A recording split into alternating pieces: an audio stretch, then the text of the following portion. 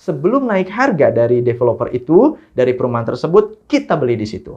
Maka insya Allah 3 momentum ini menjadi momen terbaik bagi Anda, momen paling tepat bagi Anda ketika Anda sudah siap berinvestasi di properti.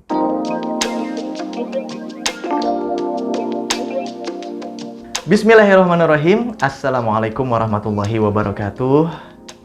Kembali lagi bersama saya, Rudi Miftah Farid, di channel ini, channel bisnis dan investasi. Kali ini kita akan bahas kapan waktu terbaik untuk berinvestasi di properti. Oke, Anda mungkin menjawab, Kang, ketika ada launching, soft launching, misalnya.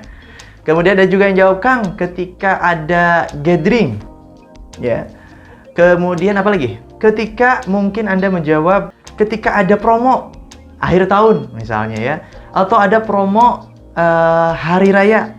Misalnya kita tunggu saja promo-promonya. Nah, gitu ya. Mungkin itu tidak sepenuhnya salah, ya. Tapi kita akan coba runut kapan sih waktu-waktu terbaik tersebut. Mohon dicatat teman-teman, bagi teman-teman yang mungkin sudah cukup lama berada di dunia properti, sudah cukup mengenal alur properti dari awal sampai kemudian terwujud ramai gitu, asetnya sudah terbangun semua, unit dan sebagainya sudah terbangun gitu. Mungkin teman-teman sedikit sudah tergambar kapan saja. Ini bagi yang mungkin baru mau landing dananya atau mencoba berinvestasi di properti, masih kebingungan nih, kapan sih waktu terbaiknya? Maka video ini akan menjadi jawaban bagi Anda. Siap, mohon dicatat kalau begitu ya teman-teman. Sebelum kita masuk ke tahapan itu, ada satu prasyarat. Saya akan anggap teman-teman melakukan satu prasyarat ini. Prasyaratnya adalah teman-teman benar-benar sudah yakin dan melakukan verifikasi terhadap proyek properti yang kita mau beli tersebut. Atau setidaknya teman-teman sudah melakukan verifikasi terhadap developernya atau pihak pengembangnya atau PT-nya. Nah, ketika itu sudah clear, maka bab ini kita bisa lanjutkan. Kapan itu waktu terbaik untuk kita bisa melakukan investasi di properti? Yang pertama adalah di saat awal project. Ya, awal projectnya kita bagi kepada 2. Yang pertama adalah soft launching, ya. Yang kedua adalah grand launching.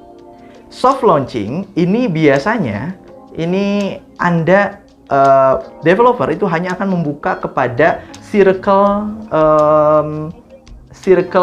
paling kecil dan paling dekat dengan developer. Makanya saran saya teman-teman itu sudah sangat mengenal dan dekat dengan developer tersebut supaya mendapatkan informasi yang sangat-sangat terbatas ini.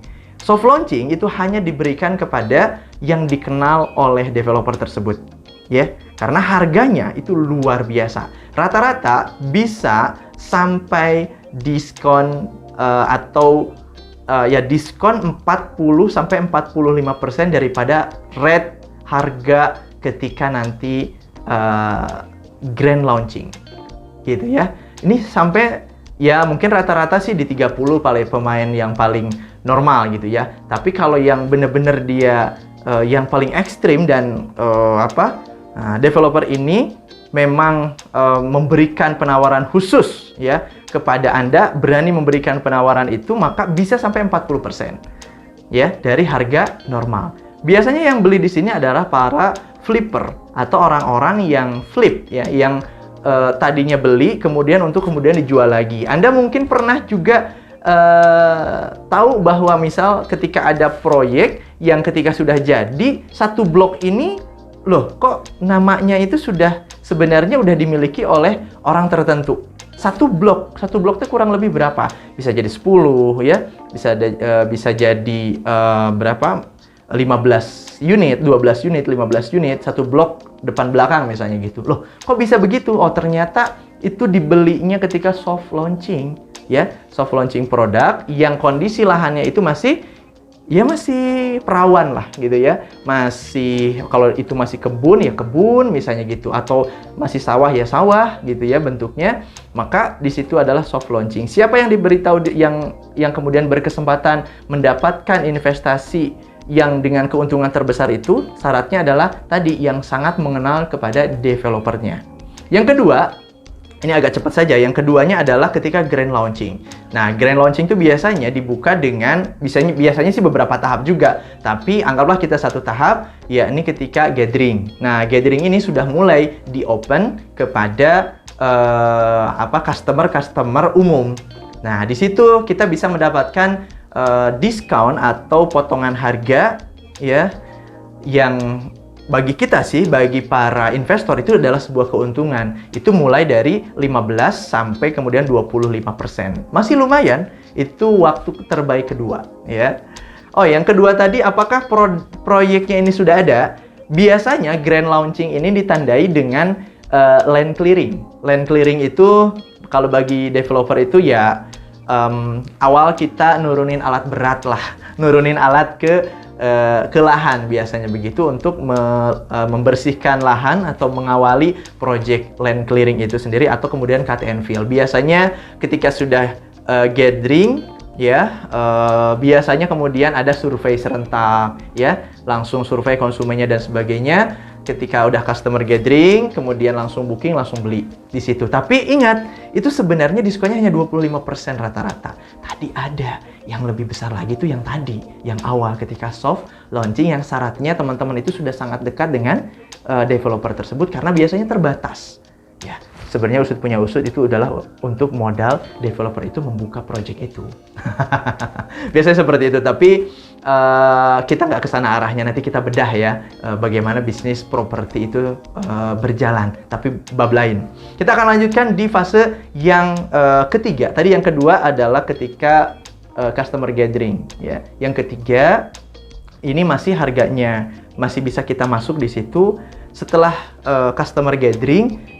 Waktu sekitar beberapa bulan ya, biasanya apa? Ketika perizinan sudah mulai tampak, kemudian atau mulai ada pembangunan ya. Perizinan sudah oke, karena yang namanya buka project itu paralel dengan perizinan.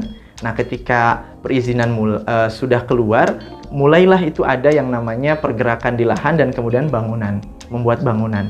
Nah, ketika membuat bangunan itu biasanya saatnya developer itu kemudian menaikkan harga. Di situ kita sebelum kemudian developer menaikkan harga, kita beli di situ.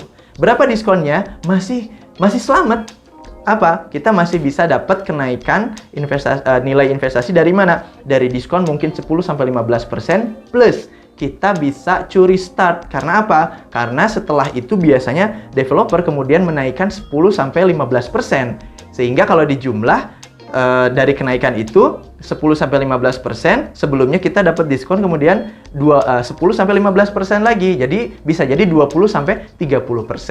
Ya, total bagi di tahap pembelian atau investasi di tahap yang ketiga. Di fase yang ketiga lah, katakanlah seperti itu. Yang lebih besar lagi ya tadi di customer gathering, yang besar lagi, lebih besar lagi adalah di tadi soft launching atau para flipper. Nah, gimana nih teman-teman? Sudah kebayang ya? Jadi teman-teman kalau melihat ada penawaran project yang kemudian project tersebut masih berupa lahan kebun, ini teman-teman jangan underestimate. Jangan kemudian langsung, wah ini penawarannya tidak realistis gitu ya. Mana projectnya? Nah, teman-teman ketika teman-teman ditawari untuk membeli project yang kemudian sudah ada bangunan dan sebagainya, teman-teman sebenarnya sedang di momen itu adalah kesempatan untuk mendapatkan keuntungan investasinya itu sedikit, berbeda dengan tadi ya, ketika tanahnya masih awal atau baru cut and fill atau masih bahkan belum ada pergerakan sama sekali, masih tanah hijau, masih ada kebun dan sebagainya. Justru di situ kita harus melihat itu adalah peluang investasi yang sangat besar. 3 fase.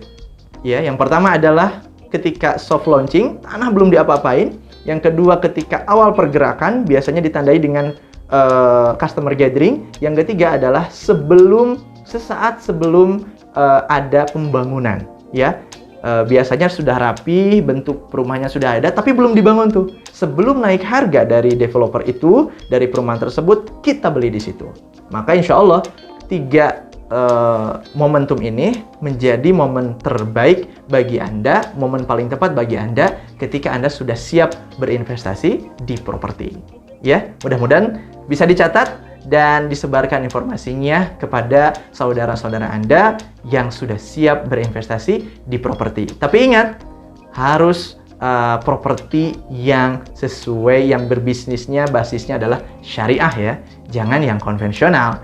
Demikian video kali ini, segera praktek kalau yang ini ya. Tapi kalau yang mau lanjut untuk diskusi dengan saya, boleh komentar, boleh juga DM saya juga boleh, atau ya berkomentar juga di sosmed saya yang lainnya. Terima kasih, saya Rudi Miftah. Wassalamualaikum warahmatullahi wabarakatuh.